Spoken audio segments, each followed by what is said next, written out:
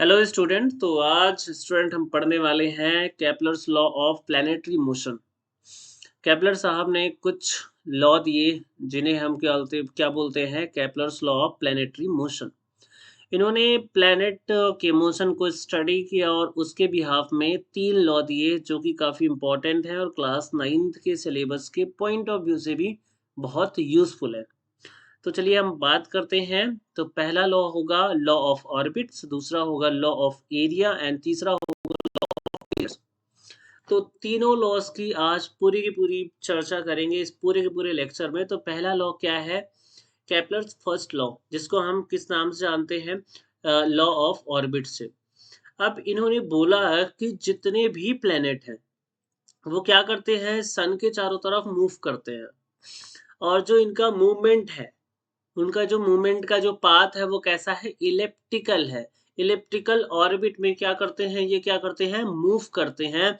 और इसमें जो सन है, वन ऑफ द फोकी, यानी कि इलिप्स में क्या होता है? फोकीज होते हैं, दो फोकी होते हैं, ये फोकस वन और ये focus to.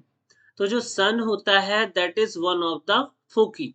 So all planets move around the sun in elliptical orbit with the sun at one of the foci। तो इन्होंने बोला कि जो प्लेनेट का मोशन है वो कैसा है? एक इलिप्टिकल ऑर्बिट में है, और इसी को बोला गया लॉ ऑफ ऑर्बिट। तो यहाँ पे आप देख सकते हैं ये क्या है? हमारा एक सन है। क्या है? हमारा सन है यहाँ पे। और सन क्या है? इसके वन ऑफ द फोकी में है, और ये हमारी सेमी मेजर एक्सिस है। और अगर इसको बात करें तो ये हमारी क्या है? Semi minor axis. तो ये क्या हो जाएगी? सेमी माइनर एक्सिस, क्योंकि इलिप्स में दो एक्सिस होती हैं। एक तो सेमी मेजर एक्सिस, जो एक्सिस आपको बड़ी दिखाई देगी वो होगी सेमी मेजर एक्सिस, और एक होती है सेमी माइनर एक्सिस। यहाँ पे देखिए प्लेनेट है, ये क्या कर रहा है? एक इलेक्ट्रिकल ऑर्बिट में क्या कर रहा है? सन के अराउंड क्या कर रहा है? मूव कर रहा है। और सन इसके किस में है? तो वन ऑफ द फोकी, यानी कि सन क्या है? इसकी फोकस में है। सो ये आपको याद रखना है, बहुत ही सिंपल सा है। और इस लॉ को क्या बोलते हैं? लॉ ऑफ ऑर्बिट या Kepler's first law. Now coming to second law. Now coming to second law. अब सेकेंड लॉ क्या होता है भाई? तो सेकेंड लॉ की बात करें तो सेकेंड लॉ ये कहता है कि it states an imaginary line from the sun to planets, यानी कि सन से प्लैनेट के बीच की एक इमेजिनरी लाइंस जो होती है वो क्या करती है? Sweeps out equal area in equal interval of time, यानी कि इक्वल इंटरवल ऑफ टाइम में जो लाइन है वो इक्वल एरिया क्या करती है? स्वीप्स आउट करती है। यानी कि यहाँ से यहाँ तक का जो एरिया है टी टाइम पे, सेम टी टाइम पे यहाँ से यहाँ तक का जो एरिया है, ये वाला एरिया, सेम टी टाइम में यहाँ से यहाँ तक का जो ये एरिया है, ये वाला एरिया, ये तीनों क्या होते हैं? इक्वल होते हैं। सिंपल सी बात है। इन्होंने बोला कि इक्वल इंटरवल ऑफ टाइम में इक्वल्स एरिया क्या करता है? कोई भी प्लेनेट क्या करता है? शिफ्ट आउट करता है, यानी कि ये एरिया और ये एरिया और ये एरिया, तीनों के तीनों एरिया एक दूसरे की क्या होंगे? इक्वल होंगे। कब इक्वल होंगे? अगर उनका टाइम इंटरवल क्या है? इक्वल है। यानी कि अगर टाइम इंटरवल इक्वल है तो एरिया भी क्या होंगे? इक्वल होंगे। तो यहाँ पे आप देखिए पहले केस में, ये पहले एरिया में यहाँ से यहाँ तक का जो ये कर्व है, इलिप्टिकल पाथ का जो ये कर्व है ये ज्यादा है। यहाँ पे ये कर्व क्या है? कम है। और यहाँ पे ये कर्व बहुत ही कम है।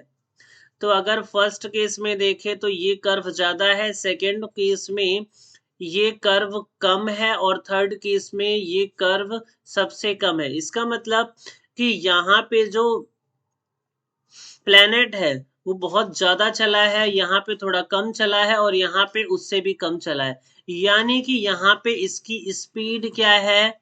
ज्यादा है। यहाँ पे इसकी स्पीड थोड़ी कम है, और यहाँ पे इसकी स्पीड इन तीनों के कंपेयर में सबसे कम है। यानी कि सन अगर प्लेनेट के पास में है तो इसकी स्पीड ज्यादा होगी, और अगर सन प्लैनेट से दूर है तो इसकी स्पीड क्या होगी, कम होगी। But equal interval of time में इक्वल्स एरिया क्या करेगा, प्लैनेट शिफ्ट आउट करेगा। So this is what? This is the second law and this law is called law of area. इसको क्या बोलते हैं, law of area।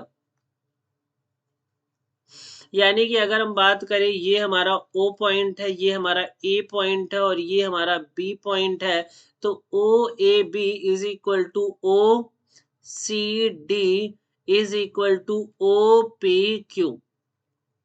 अगर सेम टाइम की बात की जाए तो सेम टाइम पे area of OAB is equal to area of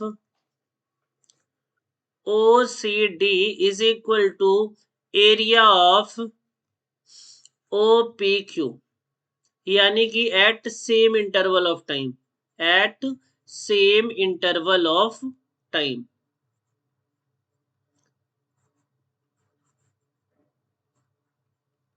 at same interval of times, every planet shifts out equal area in equal interval of time.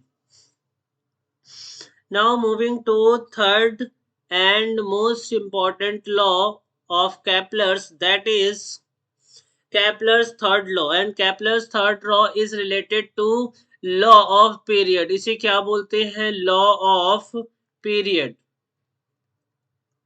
इसका दूसरा नाम क्या है, लॉ ऑफ पीरियड।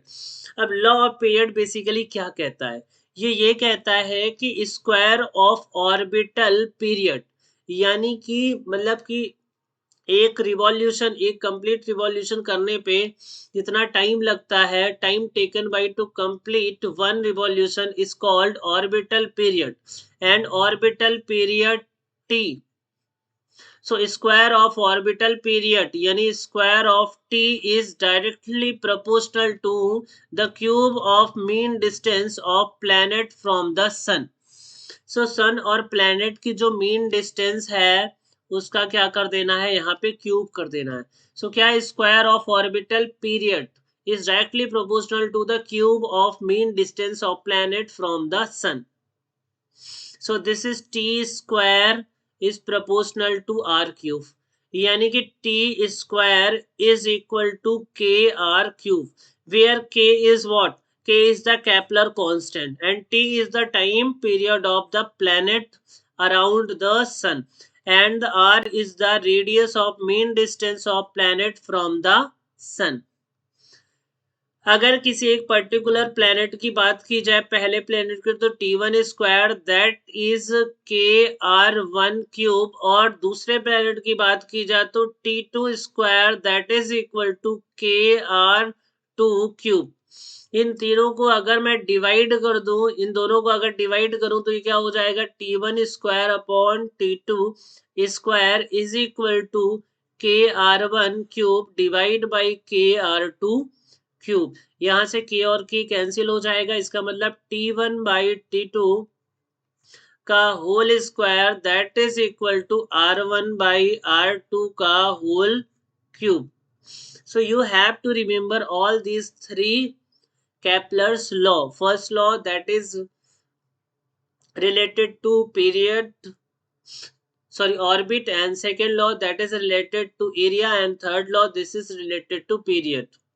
सो आपको ये तीनों लॉ बहुत ध्यान से याद रखना है, और ये बहुत अच्छा नोट है जो आपको मैं प्रोवाइड कर रहा हूँ, बहुत अच्छी नोट्स है, इसको आप अपनी नोटबुक में नोट करके रखें और चैनल को कर ले सब्सक्राइब, वीडियो को करें लाइक, और अगर अच्छी लगी तो वीडियो को करें अपने दोस्तों तक share. Thank you very much.